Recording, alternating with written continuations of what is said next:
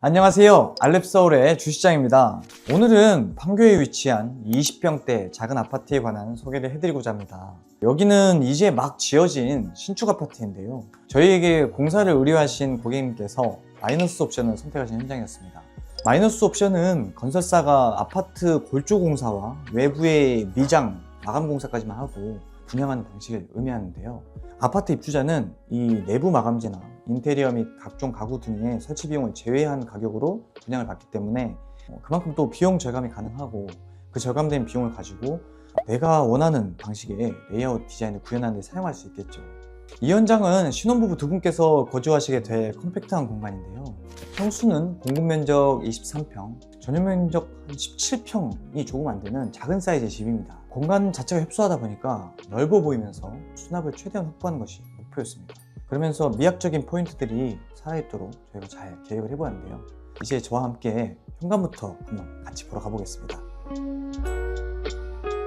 저희 좌측에 보시면 이만큼이 지금 신발장이에요. 심지어 이쪽은 신발장이 아니고 일반 벽체를 저희가 도어로 표현해서 신발장처럼 보이도록 한 부분이라서 신발장의 볼륨이 여기서부터 이만큼이 다였어요.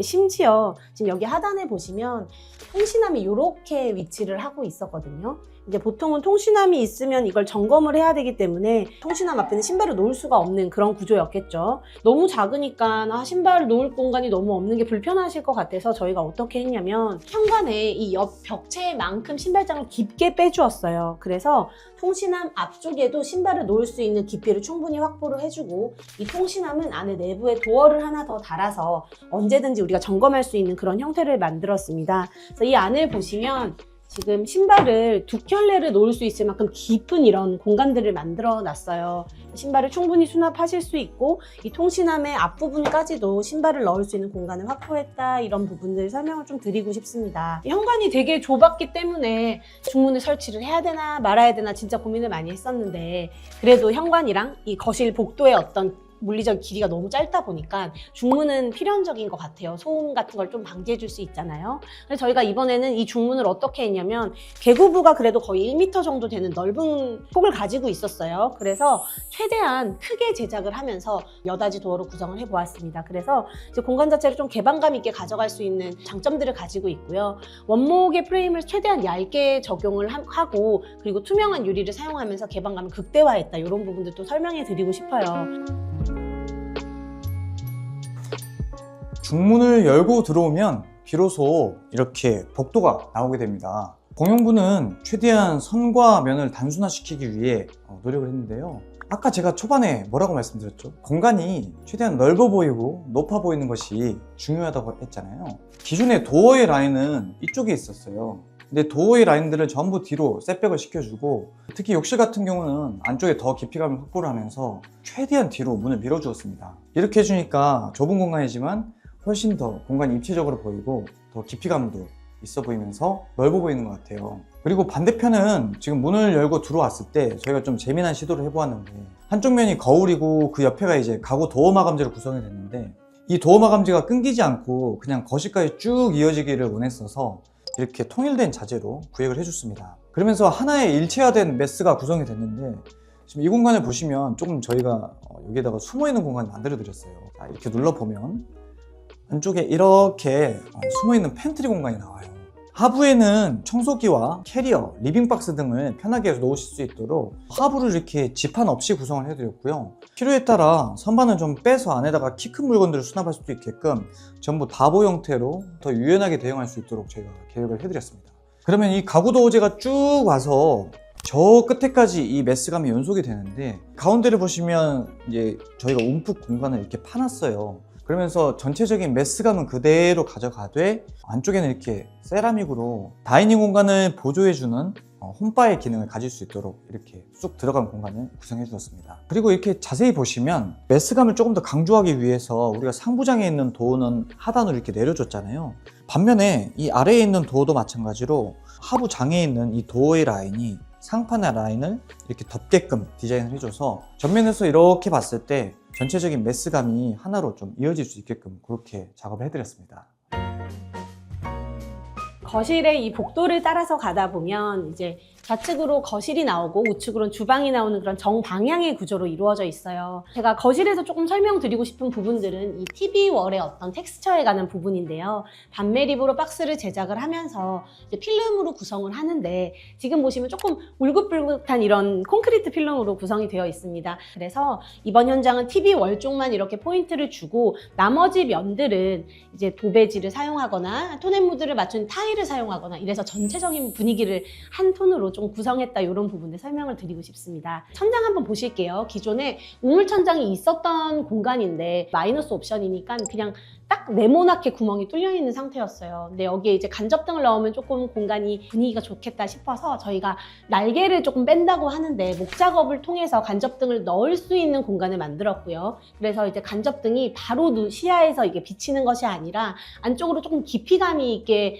보여지는 이런 무드들 저는 추천드리고 예쁘게 작업이 된 것 같아요. 이쪽이 소파가 놓일 장소고 여기가 TV가 놓이잖아요. 근데 TV 윗면에는 매입등을 굳이 넣어주지 않았고요. 소파의 후면에만 이렇게 매입등을 추가로 작업을 해서 조금 책 읽으시거나 TV 보실 때 밝게 연출될 수 있도록 그렇게 구성을 해보았습니다. 주방 역시 컴팩트한 공간이지만 짜임새 있게 구성하려고 노력했는데요. 주방이 가진 전체적인 볼륨이 크지 않았기 때문에 최소한의 복도 공간을 남겨놓고 이렇게 아일랜드 공간을 최대로 조리대를 확보를 해주었어요. 고객이 대면형 아일랜드에 대한 니즈가 매우 강하셨어서 이 공간을 밀도 있게 풀어내기 위해서 저희가 노력을 많이 했는데요. 주방이 매우 협소하기 때문에 앞뒤로 소모할 수 있는 최대한의 와이드를 다 확보를 해주면서 이 아일랜드의 전면을 세라믹으로 감아내려서 육중한 돌덩어리가 놓여있는 그런 형태로 주방을 디자인했습니다. 수평의 선들이 불규칙적으로 퇴적된 느낌의 이 트라버틴 세라믹인데요. 웜그레이 톤으로 전체 톤들을 좀 구성을 해줘서 주방에 따뜻한 무드로 가져갔습니다. 이 아일랜드의 전면 폭이 지금 850 정도인데요. 보통 이렇게 전면을 세라믹으로 감아서 내릴 때 이 뒤쪽 공간은 이 서랍의 깊이가 500에서 600 정도 사이가 나오면 전부 공간이 죽게 됩니다. 그런데 이번에 우리가 좀 신경 쓴 부분은 이 안쪽 깊이 공간까지 모두 쓸 수 있게 로스 없이 계획을 해주었다는 점이에요. 서랍을 이렇게 열어보면 지금 이 복도 공간을 거의 다 차지할 만큼 수납장이 나오죠. 그 정도로 서랍을 저희가 깊게 다 짜드렸어요. 뒤쪽에 로스되는 공간들 없이 주방을 훨씬 더 짜임새 있게 수납을 가져갈 수 있을 것 같습니다. 여기에 더해서 이 깊은 아일랜드의 뎁스를 역이용을 해서 또 한 가지 재미난 시도를 해보았는데요. 이 싱크대의 하부 공간은 보통 우리가 못 쓰게 되잖아요. 그래서 분배기를 두는 경우가 많은데 이 현장은 이제 마이너스 옵션이었기 때문에 기존의 분배기 위치가 뒤쪽에 이제 고정이 돼 있었어요. 그래서 아래쪽에 조금 여분의 공간이 남아서 남는 공간에 로봇 청소를 놓쳐 오히려 역으로 고객께서 저희한테 제안을 해주신 거예요. 이렇게 해주니까 공간 활용에 있어서 훨씬 장점이 많은 것 같습니다. 싱크대의 반대편에는 이렇게 인덕션과 상하부장이 있는데 인덕션 하부에 저희가 좀 재미난 공간들을 구성해드렸어요. 그냥 옆에 이렇게 되게 조그만 쪽장을 만들어 드렸거든요. 우리가 인덕션에서 요리를 하고 나서 쟁반 같은 데다가 음식들을 올려놓거나 아니면 도마 같은 것들을 보관할 그런 공간들이 필요한데 이런 얇고 긴 쪽장들이 생각보다 굉장히 요긴하게 쓰입니다. 그리고 인덕션 하부에는 이렇게 깊은 냄비 등을 놓을 수 있는 수납장과 그리고 위쪽에는 원목으로 된 수저함들을 이렇게 구성을 해주었고요. 오븐의 하단 마감 높이와 맞춰서 이렇게 구성을 해줘서 안쪽 깊은 공간까지 좀 활용을 할 수 있도록 전부 이렇게 수납장으로 구성을 해드렸습니다. 다음은 현관에서 들어왔을 때 반대편에 길게 보이는 복도인데요. 이 집이 아까 제가 마이너스 옵션이라고 말씀드렸잖아요. 원래는 제가 서 있는 지금 이 부분, 여기가 문이 위치할 공간이에요. 그런데 마침 상부에 인방이 없고 고객께서도 이 좁은 공간을 좀 넓어 보이게 쓰기 원하셔서 이렇게 거실 공간의 일부 볼륨을 안쪽까지 쭉 밀고 들어왔습니다. 그러면서 이렇게 복도 끝에 시선이 맺히는 공간에 주방에서 쓰고 남은 짜투리 세라믹을 이렇게 또 적용해 주었는데요. 이 공간에 추후에 고객께서 아끼는 도자기 등을 놓을 수 있는 포인트 공간으로 쓰시겠다고 말씀해 주셨습니다. 복도를 따라서 쭉 오다 보면 이렇게 옆으로 쑥 들어가는 골목길 같은 공간이 나와요. 여기다가 이렇게 유리장을 두고 안에다가 가방 등을 놓아서 디스플레이 효과도 좀 더해 주었습니다. 그리고 반대편에는 화장대 공간을 두었는데요. 우리가 보통 책상 높이가 750인데 이 높이의 경우에는 아래에 우리가 서랍을 넣게 되면 서랍 높이가 너무 낮아져서 안에 물건을 넣거나 쓰기가 또 어렵게 돼요. 그래서 이 화장대 높이를 우리가 800으로 구성을 하고 측면에 이렇게 3개의 서랍을 넣어드렸습니다. 이 안쪽은 시스템장으로 구성된 오픈 드레스룸이 있는 공간인데요. 이 공간이 이 거실의 일부 공간이 확장된 영역이기 때문에 거리로서 프라이버시를 유지할 수 있다고 생각을 했어요. 그리고 거실 공간이기 때문에 방이 아닌 공용부의 성격을 띠고 있어서 가변성을 띄었으면 좋겠다고 생각을 했습니다. 그래서 나중에 필요에 따라 용도를 바꿔 쓸 수 있도록 시스템 선반으로 계획을 해드려서 설치와 제거가 용이할 수 있도록 배려를 해드렸습니다. 그리고 공기가 통하게 아예 창도 열어둘 수 있게 해서 환기 성능과 그리고 개방감도 같이 가져가면서 쾌적하게 이 공간을 쓰실 수 있도록 계획을 해드렸어요. 자, 안방은 그러면 어디에 있을까요? 저를 따라와 보시면 여기 슬라이딩 도어가 있어요. 문을 이렇게 열고 들어가면 이제 컴팩트한 사이즈의 아늑한 그런 침실이 나옵니다. 사실 우리가 침실 공간이 그렇게 클 필요가 없어요. 왜냐면 보통은 침대가 들어가고 거기서 이제 주무시거나 잠깐 핸드폰 하시거나 그런 용도밖에 사용이 되지 않기 때문에 이렇게 작은 공간의 집에서는 굳이 안방을 넓게 가져갈 필요가 없다고 생각을 합니다. 지금 보시면 이쪽 벽면에 헤드보드를 구성을 해서 목공 작업을 할 때 이런 작업들을 하게 되는데요. 위에 뭐 간접등을 넣거나 독서등이나 이런 스위치들을 계획을 하면 조금 가성비 있게 헤드보드를 구성하는 한 가지 방법이 될 수 있습니다. 침대에서 바라보는 이 벽면 전체는 저희가 붙박이장으로 구성을 해드렸어요. 보시면 이렇게 붙박이장 내부에 이런 공간들, 여긴 긴 옷장으로 되어 있죠. 그리고 이쪽은 이렇게 또 서랍도 있고 이제 칸칸이 이렇게 만들어 드렸는데 이런 것들이 한번 붙박이장을 제작을 하고 나면 이제 또 바꿀 수가 없는 그런 구성들이에요. 그래서 처음에 인테리어를 하실 때 디자이너들이랑 나의 라이프 스타일이 어떤지, 나는 어떤 옷들을 많이 가지고 있는지 이런 것들을 잘 계획을 해보시고 고민해보시면서 맞춤으로 나한테 맞는 그런 장을 제작할 수도 있으니까 인테리어 하실 때는 이런 부분들 설계가 굉장히 중요합니다.